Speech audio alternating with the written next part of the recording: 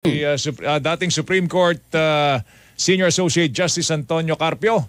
Nasa ating linya na. Justice, magandang umaga. Si Joel Siweng po ito. Kamusta po kayo? Magandang umaga po sa inyo. Salamat po sa pagpapaunlak ng oras.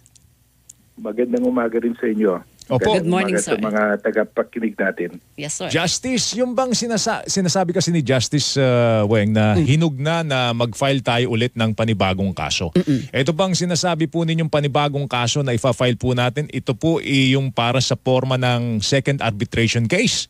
O yung dating kasong nandun na po, napanalunan po natin, magkakaroon tayo ng supplemental case po doon. Paano po ba? Paki-explain nga po sa amin, Justice, ito pong inyo pong nasa sa isip.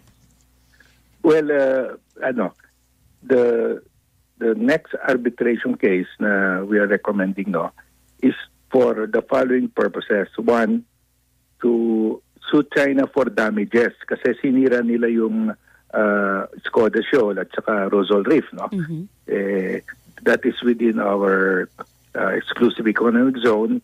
Mahalaga yan kasi that's a very valuable piece of property kasi that's where the fish spawn.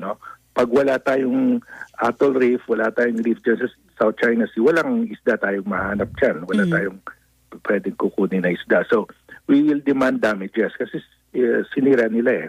Second, isama na rin natin yung Scarborough Shoal kasi pinagbawalan nila tayo pumasok doon sa so-called lagoon.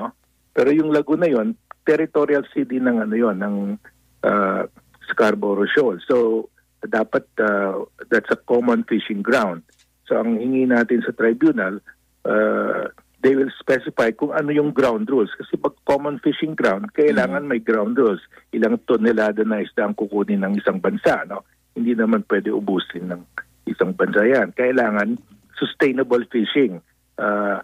There will be time na pagbigyan yung isda na to regenerate, So may mga fishing season tsaka off-season din, at saka ilan ang pwedeng pumasok sa lagoon na mga fishermen, So those are the ground rules na kailangan kasi right now nagmamandandos ang China.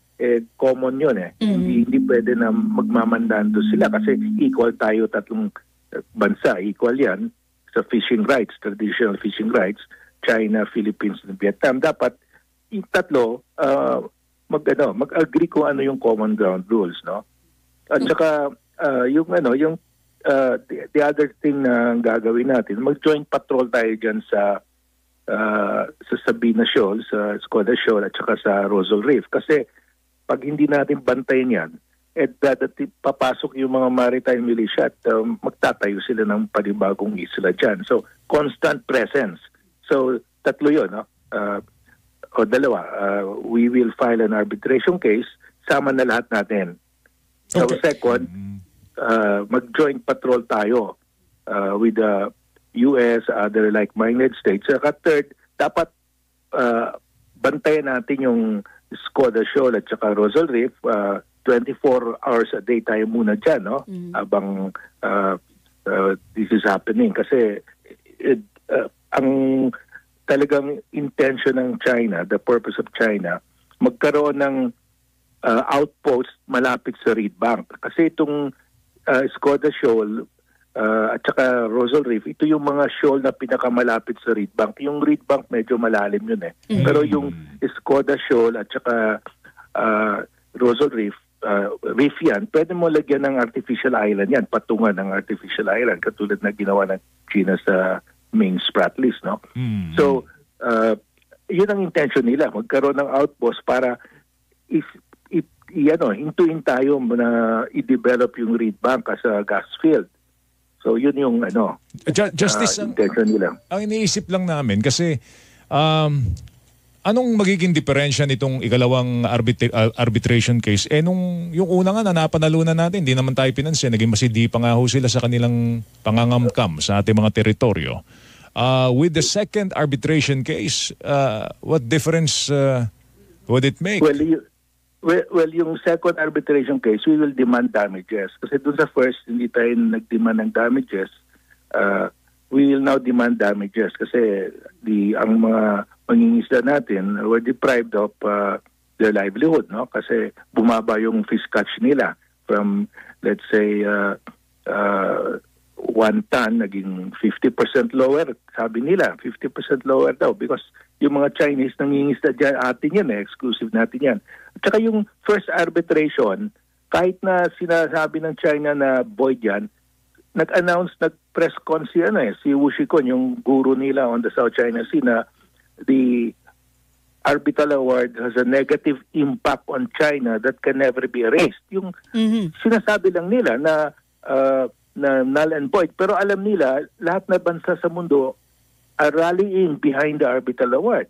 Kaya yung US, EU, UK, Japan, Australia, even India, they're joining us in joint patrol. Kasi they're supporting. Kasi if you conduct a joint patrol sa West Philippine Sea, sinasabi mo, ito, EEZ ito ng Pilipinas according to the arbitral award. So pwede kami dito, pwede kami mag-naval drills dito. So actually, may enforcement. Ang nag-enforce niyan yung mga naval powers, US, UK, France. Every time dumadaan sila dyan, sinasabi sa China, hindi sa inyo ito, sa Pilipinas ito, according to the arbitral award. Meron talagang enforcement. Kaya, if you just imagine, pag today umalis ang US, the following day, yung 10 dash line, yun yung national boundary ng China. Pero hindi nila magagawa dyan kasi every day, handuin yung US tsaka allied forces. So may enforcement. Hindi lang natin naiintindihan. But yung the fact na kaya ang sabi ko, mag-joint patrol tayo sa lahat ng bansa because that is the strongest enforcement. May enforcement. Hindi lang natin naiintindihan. Baka hindi lang natin, hindi tayo aware. No? Hindi natin napapansin.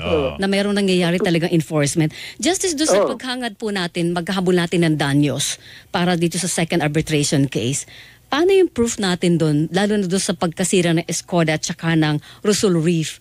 Hindi, kasi dati, previously, may mga sinasabi na wala naman kayong direct proof na magsasabing China ang gumawa nito. Well, ganito yan. Kasi mayroon tayong mga satellite images before and after. No? Before the destruction, meron yan. Makita yan na andoon pa yung mga reef. After, wala na. Tapos, meron din tayong data kung kailan yung mga Chinese maritime militia vessel nagkumpul-kumpul doon. So, dapat magtugma yun. Yung nagkumpul-kumpul sila doon, yun yung time na nasira. No? Before and after, just between, before and after, andoon yung maritime militia. So sila, no? Sila ang sumira. Yung ganun, parang hindi po ba circumstantial yun? O matutuloy na yung direct evidence? And will that stand na proof na laban sa China at mananalo tayo sa kaso, Justice? Yes, ganyan din nangyari sa first arbitration. Present lang tayo ng scientific evidence. Before and after, ganyan din. So, you don't have to have an eyewitness as long as the circumstantial evidence are sufficient, no? Paano po ang pagkwenta ng danyos na hahabulin natin doon, Justice? Yung mayroon madaming computation abroad, yung mga marine institutes. Meron din yung ating UP Science Marine Institute. May computation sila. Kasi yung coral reef is the most productive area in the world kasi it produces so much fish. No? Kasi yun ang pag tinanggal mo yung coral reef sa South China Sea, wala kang makuhang isda. Opo. Kasi yung isda, they breed there in the coral reef. Yung maliliit na isda. Yung maliliit na isda, kinakain yan ng malaking isda. Yung malaking isda, kinakain ng mas malaking isda. Yes. Yung malaking isda, kinakain ng tayo. Opo. So, that is the food chain. Correct. That is the food chain. Pag tinanggal mo yung maliit na isda, wala nang pagkain yung mas malaki. The food chain will collapse. Opo.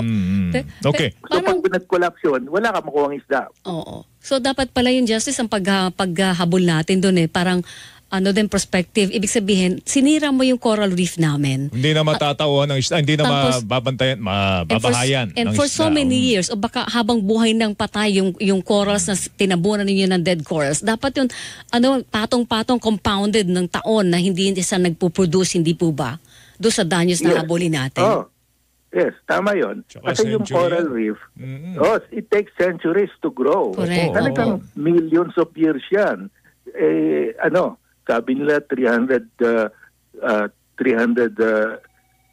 years. Sabi ko no, milyones. Millions of years to grow the coral reef. Wala pang tao sa mundo, lumalaki na yung coral reef. Okay. Mga unggoy pa lang, wala pang humo. Mga Neanderthal man pa lang po. Yes, tumutubo na yan. Pero Justice, kausap namin si dating Justice at Soljen Hardelesa at binanggit niya, kung magsusulong tayo na ikalawang arbitration case, mas makakatipid tayo kung gagamitin natin ang Solicitor General. Soljen natin. At ganun din ba ang paniwala po ninyo? Well, alam mo, yung dapat yung mag-represent sa atin, experiencado sa arbitral award. Kasi yung sa arbitral tribunal, may mga expert yan. Araw-araw, nag-a-appear sila doon, yun ang trabaho nila. Eksperto sila. Kailangan, we should be represented by somebody na may experience. Kasi importante yung experience Hindi pwede kukuha lang tayo kahit sino-sino. Kahit na ako, sasabihin ko, hahanap tayo ng yung talagang eksperto is nag-specialize dyan. Kaya yung ginawa natin sa first arbitration. Ganun pa rin ang gagawin dapat natin sa ikalawa. Yes, oo. Kasi katulad malaki daw ginastos natin doon, Justice. Mahal daw. Well, kahit na hindi naman ganyan kalaki, pero alam mo, ang kapalit niyan, mawawala yung West Philippine Sea sa atin. Alam mo gaano kalaki yung ating exclusive economic zone? Ang area na yan, mas malaki pa ng total land area ng Pilipinas. Wow. Lawak. So, makita mo na lang ang value. Hindi ka pwede magkuripot dito kasi that is national interest. Okay. That is na, ano ba naman kahit let us say 1 billion, I don't think it exceeded 1 billion. Ano ba naman yan? Yung reed bank na lang will supply us, that's 3 times larger than Malampaya. Malampaya served us for about 25 years. Pag 3 times larger, 75 years yan. Opo. Last po point ko na lang, Justice, paano po kung manalo tayo ulit sa second arbitration? Paano natin madedemand sa China o bayad na kayo ng danyos? Well, kasi we'll ask for damages, no? Let's say nanalo tayo, paano natin kolektahin? Opo. May utang tayo sa China, di ba? Umutang tayo sa Kaliwa Dam, sa Chico River Irrigation Project. We can offset it. Yun. Offset, kasi allowed yan.